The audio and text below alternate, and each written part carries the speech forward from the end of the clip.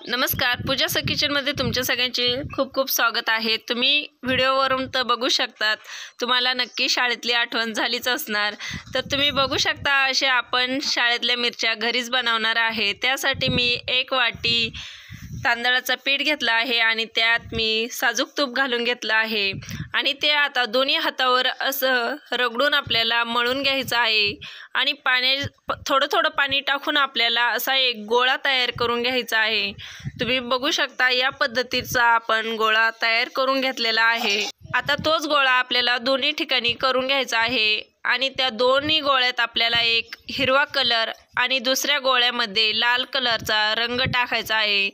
इथे मी gel colour टाकून घेतलेला आहे आणि तो गोळा आपल्याला असा मळून घ्यायचा आहे आणि आता आपल्याला रेड कलरचा गोळा मळायचा आहे आणि हिरवा जो आपण ग्रीन कलरचा गोळा मळवला होता त्याचे हात आपल्याला स्वच्छ धुवून घ्यायचे आहे आणि मग आपल्याला रेड कलरचा गोळा असा मळून घ्यायचा आहे। या पद्धतीचे दोन्ही गोळे तयार झालेले आहे।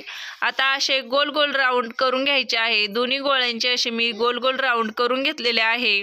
आता आपल्याला याची मिरची बनवायची आहे। तर मिरची कशी बनवायची, गोल गोळा घ्यायचा, त्यात मध्ये छिद्र करायचं, म्हणजे असं खूप मोठं पण छिद्र नाही करायचं, एक हलक्या हाताने प्रेस करायचं आणि मिरचीचा आकार आपल्याला देऊन घ्यायचा। या पद्धतीचा तुम्ही बघू शकता।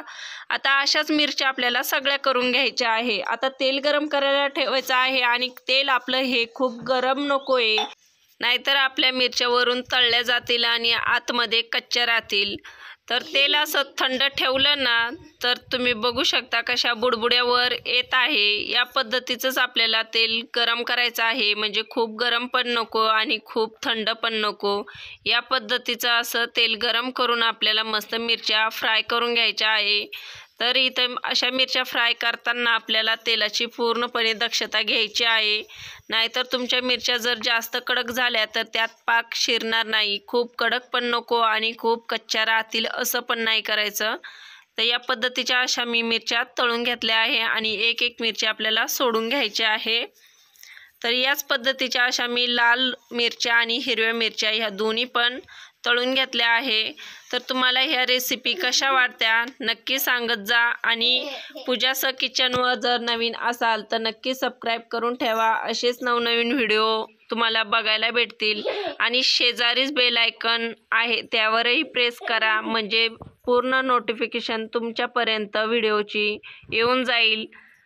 तर तुम्ही बघू शकता अशा आता मी सगळ्या मिरच्या तळून घेणार आहे। आता हिरव्या मिरच्या तळून घेतल्यानंतर मी लाल मिरच्या पण तळून घेतल्या आहे आणि मिरच्यावरील तुम्ही असे फुगे बघू शकतात, यात कसा साखरेचा पाक मुरून बसतो। तर मिरचीसाठी आपल्याला साखरेचा पाक तयार करायचा आहे। त्यासाठी मी अर्धी वाटी साखर घेतली आहे आणि आपल्याला पाव वाटी इतकं पाणी टाकून घ्यायचं आहे आणि साखरेचा पाक आपल्याला मस्त असा एकतारी करून घ्यायचा आहे। तर साखर वितळेपर्यंत आपल्याला साखर ही ढवळतच राहायची आहे। तर तुम्ही बघू शकता आपल्या पाकाची कन्सिस्टन्सी थेंब असा एकदम स्लोमध्ये पडत आहे। अशा पद्धतीचा पाक झाला की त्यानंतर आपल्याला केव्हा मिरची टाकायची हे पण तुम्ही व्यवस्थित लक्षात घ्या। लगेच आपल्याला मिरची टाकायची नाही, जेव्हा साखरेचा असा वरती फेस आला की मगच आपल्याला मिरची टाकायची आहे। नाहीतर काय होईल माहिती का, तुम्ही जर आधी मिरची टाकली तर ही मिरची अशी कडक होणार नाही।